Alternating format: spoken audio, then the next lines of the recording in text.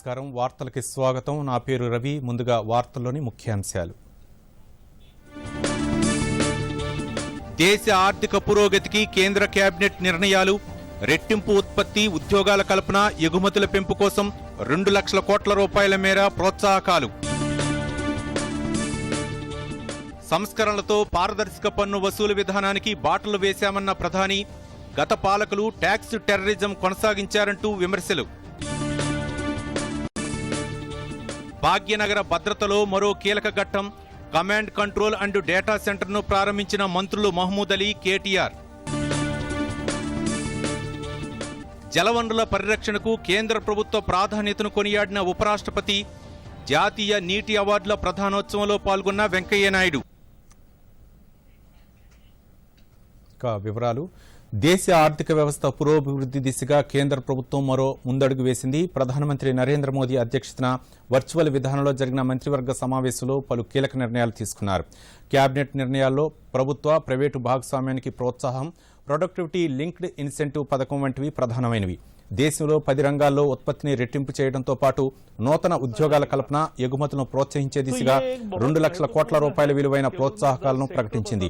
Make in India ద్వారా ఉత్పత్తి రంగాలకు ప్రోత్సాహకాలను రెట్టింపు చేసినట్లు కేంద్ర సమాచార ప్రసార శాఖ మంత్రి ప్రకాష్ జావడేకర్ తెలియజేశారు. Finance minister when she is here आपके सवालों का जवाब भी वो देगी. तो इसमें एडवांस केमिस्ट्री सेल बैटरी है 18,100 करोड़ रुपए. ये एस्टिमेटेड एक्सपेंडिचर ऑन पीएलआई है. जो प्रोडक्टिविटी लिंक बोनस मिलेगा 4%, 5%, 6%, तो ये डायरेक्ट उत्पादन के बाद ही मिलेगा, निवेश के बाद मिलेगा. इलेक्ट्रॉनिक और टेक्नोलॉजी प्रोजेक्ट 5,000 करोड़ रुपए. Automobile and auto components 57,000 crore रुपए. फार्मास्यूटिकल्स एंड ड्रग्स 15,000 करोड़ रुपए. टेलीकॉम एंड नेटवर्किंग 12,000 करोड़ रुपए. So the economic thing which will continue with a 20%, and the state also puts in 20%, then the private party comes up with a 60%. Whereas in the social sector, where we are now announcing that we will make available the viability gap funding, 30% will be given by the center of the total project cost. Another 30 will be either the department which deals with it or the state government which wants it. And the rest, 40%, will come through private participation. Now, if that is one of the way in which water management, wastewater treatment, public private భాగస్వామ్యంతో చేపట్టే ప్రాజెక్టులకు 8,100 కోట్ల రూపాయల viability gap fund ను విడుదల చేసేందుకు కేంద్ర cabinet ఆమోదించినట్లు ఆర్థిక శాఖ మంత్రి నిర్మలా సీతారామన్ తెలియజేశారు. Electronic, technology, automobile, pharma, telecom, network, textile, ఆహార ఉత్పత్తులు, సోలార్, ఏసీ, ఎల్ఈడీ ఉత్పత్తుల రంగాలకు 1,45,980 కోట్ల రూపాయల మేర ప్రోత్సాహకాలను ప్రకటించింది. And up to 50% of operation and maintenance costs. గత 6 ఏళ్ల పాలనలో తాము చేపట్టిన సంస్కరణల ద్వారా పారదర్శక పన్నుల వసూలు విధానం అమలవుతోందని ప్రధానమంత్రి నరేంద్ర మోదీ అన్నారు.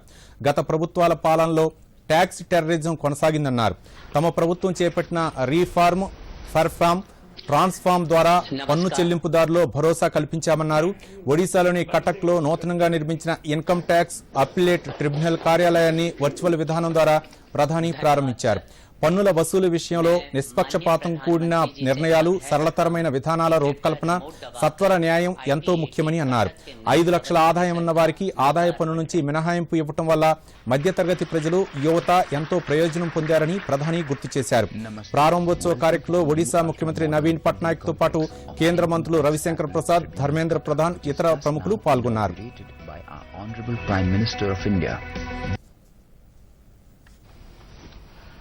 जय जगन्नाथ। उड़ीसा के मुख्यमंत्री, हमारे वरिष्ठ साथी श्रीमान नवीन पटनायक जी, केंद्रीय मंत्रिमंडल के मेरे सहयोगी रविशंकर प्रसाद जी, उड़ीसा की धरती के ही संतान और मंत्री श्रीमान Dharmendra Pradhan ji, income tax appellate tribunal के president honourable justice P P Bhatt ji, Orissa के सांसदगण, विधायकगण, कार्यक्रम में उपस्थित अन्य सभी महानुभाव और साथियों, भगवान जगन्नाथ के आशीर्वाद के साथ इनकम टैक्स एपेलेट ट्रिब्यूनल यानी ITAT की कटक बेंच आज अपने नए और आधुनिक परिसर में शिफ्ट हो रही है। इतने लंबे समय तक किराए की बिल्डिंग में काम करने के बाद अपने घर में जाने की खुशी कितनी होती है, इसका अंदाजा आप सभी के प्रफुल्लित चेहरों को देखकर भी मुझे लगता है। खुशी के इस पल में आपके साथ जुड़ते हुए मैं IT एपेलेट ट्रिब्यूनल के सभी अधिकारियों, कर्मचारियों को बहुत बहुत बधाई देता हूं, शुभकामनाएं देता हूं। कटक की ये बेंच अब ओडिशा ही नहीं बल्कि पूर्वी और उत्तर पूर्वी भारत के लाखों टैक्स पेयर्स को आधुनिक सुविधा देगी। वहीं दूसरे शहरों में भी नए कॉम्प्लेक्स बनाने या पुरानों को अपग्रेड करने का काम आप तेजी से कर रहे हैं। साथियों, आज हम टेक्नोलॉजी के जिस दौर में पहुंच रहे हैं, वहां पूरे सिस्टम का अपग्रेडेशन बहुत जरूरी है। विशेष तौर पर हमारे न्याय तंत्र में आधुनिकता, टेक्नोलॉजी के ज्यादा से ज्यादा इस्तेमाल ने देश के नागरिकों को नई सहूलियत देना शुरू किया है। निष्पक्ष, सुलभ, सत्वर न्याय के जिस आदर्श को लेकर के आप चले हैं, वो आधुनिक सुविधाओं और तकनीकी समाधानों से और सशक्त होगा। ये संतोष का विषय है कि IT एपेलेट ट्रिब्यूनल देश भर की अपनी बेंचेस को वर्चुअल हियरिंग के लिए भी अपग्रेड कर रहा है। और जैसे अभी श्रीमान पीपी भट्ट ने बताया कि इतनी बड़ी मात्रा में काम ये कोरोना कालखंड में भी हुआ, वर्चुअल हुआ। और रविशंकर जी तो पूरे देश का एक बड़ा ब्यौरा दे रहे थे। ఇప్పుడు ప్రకటనలు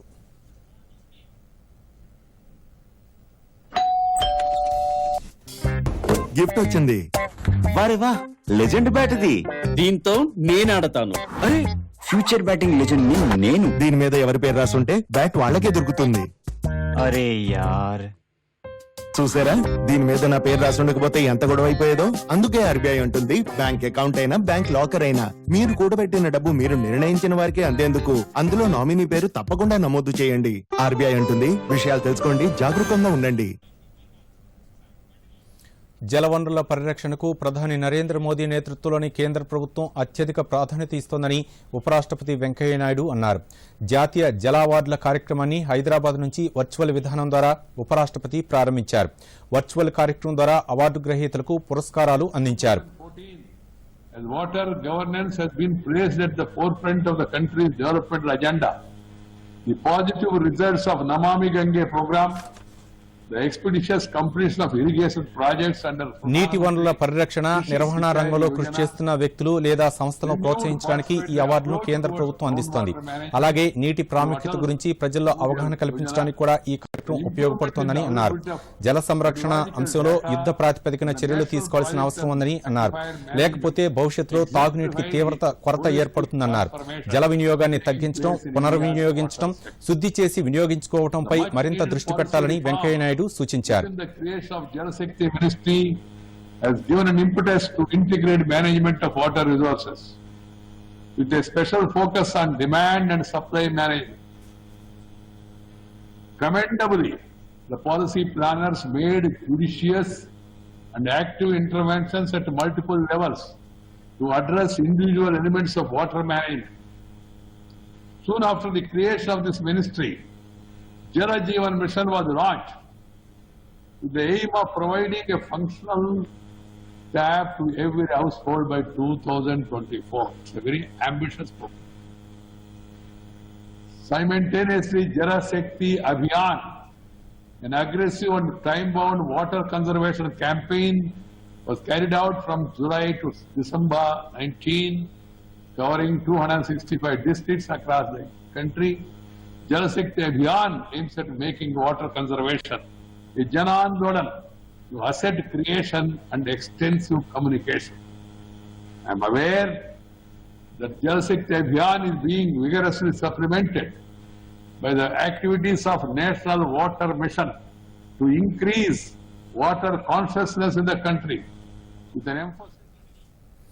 హైదరాబాద్ నగర భద్రతలో మరో ఘట్టానికి రాష్ట్ర ప్రభుత్వం నాంది పలికింది. ఏకకాలంలో 5,000 ప్రాంతాల్లోని దృశ్యాలను వీక్షించేలా అత్యాధునిక సాంకేతిక పరిజ్ఞానంతో నిర్మించిన కమాండ్ కంట్రోల్ అండ్ డేటా సెంటర్ను హోంమంత్రి మహమూద్ అలీతో కలిసి ఐటీ పురపాలక శాఖ మంత్రి కేటీఆర్ ప్రారంభించారు.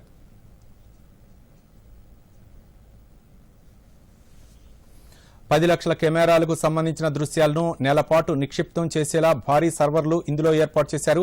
కమాండ్ కంట్రోల్ సెంటర్లో 14 మీటర్ల పొడవు, 42 మీటర్ల ఎత్తుతో అర్ధచంద్రాకారంలో భారీ తెర, దాని పక్కనే రెండు వైపులా 55 అంగుళాల సామర్థ్యం గల మరో 4 టీవీ తెరలు ఏర్పాటు చేశారు.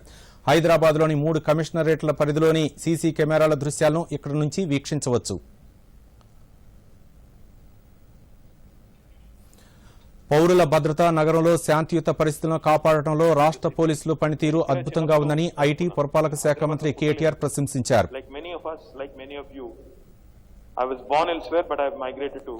హైదరాబాద్ ను విశ్వనగరంగా తీర్చిదిద్దడంలో పోలీసుల పాత్ర కీలకమైందంటూ కొనియాడారు. రాష్ట్రం ఏర్పాటు జరిగిన తర్వాత ఎన్నో సంస్కరణలు తెచ్చామని అన్నారు. దేశంలో ఉన్న సీసీ కెమెరాల్లో 65% హైదరాబాద్లోనే ఉన్నాయని మంత్రి కేటీఆర్ అన్నారు. మహిళల భద్రత కోసం రాష్ట్ర ప్రభుత్వం చేపట్టిన చర్యలు ఎన్నో రాష్ట్రాలు పాటిస్తున్నాయని అన్నారు. తీసుకున్న కొన్ని కీలకమైన నిర్ణయాలే దీనికి కారణం. ఆనాడే పునాది పడింది అని చెప్పి చెప్పక తప్పదు. ఈరోజు తెలంగాణలో ఒకనాడు 2 పోలీస్ కమిషనరేట్స్ మాత్రమే ఉండేది. అట్లాంటిది ఈరోజు మరొక 7 పోలీస్ కమిషనరేట్స్ యాడ్ అయ్యి 9 కమిషనరేట్స్ అయినాయి. వాటితో పాటు కొత్తగా ఒక 100 పోలీస్ స్టేషన్స్ కూడా ఏర్పాటు చేసుకున్నాం. ఇదే ఐటీ కారిడార్లో విమెన్ సేఫ్టీని దృష్టిలో పెట్టుకొని, మహిళా భద్రతను దృష్టిలో పెట్టుకొని డెడికేటెడ్ విమెన్ పోలీస్ స్టేషన్స్ పెట్టుకున్నాం. అప్పుడు ఆ టీసీఎస్ చైర్మన్ గారు, అదేవిధంగా రతన్ టాటా గారు, టాటా గ్రూప్ చైర్మన్ గారు ముఖ్యమంత్రి గారిని కలవడానికి వచ్చారు. వచ్చినప్పుడు వారు మాట్లాడుతూ, సార్ మరి అక్కడ చాలా మంది అమ్మాయిలు, మహిళలు పనిచేయబోతా ఉన్నారు, వారి భద్రత గురించి మేము వరీడ్గా ఉన్నామన్నారు. ముఖ్యమంత్రి గారు క్షణం కూడా ఆలోచించకుండా వెంటనే ఆదిబట్లలో ఒక పోలీస్ స్టేషన్ శాంక్షన్ చేయడమే కాకుండా వారం రోజుల లోపల దాన్ని ఆపరేషనలైజ్ చేశారన్న మాట కూడా నేను ఈ సందర్భంగా మీకు గుర్తు చేస్తా ఉన్నాను. Government and the Honorable Chief Minister truly believe Hyderabad ఖ్యాతిని కమాండ్ కంట్రోల్ సెంటర్ మరింత పెంచుతుందని రాష్ట్ర డీజీపీ మహేందర్ రెడ్డి అభిప్రాయపడ్డారు. Command control and data centre ప్రారంభం సందర్భంగా మాట్లాడుతూ హైదరాబాద్ ను సురక్షిత నగరంగా తీర్చిదిద్దాలనేది అందరి లక్ష్యమని స్పష్టం చేశారు. నగరంలో పెరుగుతున్న అంతర్జాతీయ పెట్టుబడులు, ఖ్యాతికి అనుగుణంగా శాంతి భద్రతలు పటిష్టం చేస్తున్నామని డీజీపీ తెలిపారు. ఆధునిక సాంకేతిక పరిజ్ఞానం ద్వారా నేర నియంత్రణ, నేర నిరూపణ వేగవంతమవుతుందని మహేందర్ రెడ్డి తెలిపారు. poor and the downtrodden in the entire state of Telangana. The essential prerequisite is maintenance of public order and peace, and ensuring that every individual within our society feels safe, secure to live in Hyderabad, to visit Hyderabad, to conduct business in Hyderabad, and to travel in Hyderabad to Hyderabad and state of Telangana. Covid నిబంధనలు పాటిస్తూ తుంగభద్ర పుష్కరాల్లో స్నానాలు ఆచరించాలని భక్తులకు రాష్ట్ర దేవాదాయ శాఖ మంత్రి ఇంద్రకరణ్ రెడ్డి సూచించారు. శీతాకాలంలో కోవిడ్ వ్యాప్తి చెందే అవకాశాలు ఉన్నందున అప్రమత్తంగా ఉండాలంటూ తెలియజేశారు. వరంగల్లో నూతనంగా నిర్మిస్తున్న దేవాదాయ శాఖ కార్యాలయానికి మంత్రి సత్యవతి రాథోడ్తో భూమి పూజ నిర్వహించారు. రాష్ట్రంలో ఆలయాల పునర్నిర్మాణాలకు ముఖ్యమంత్రి నిధులు అందిస్తున్నారని ఆయన అన్నారు. యాదగిరిగుట్ట దేవాలయం పునర్నిర్మాణానికి 1000 కోట్లు నిధులు విడుదల చేశామన్నారు.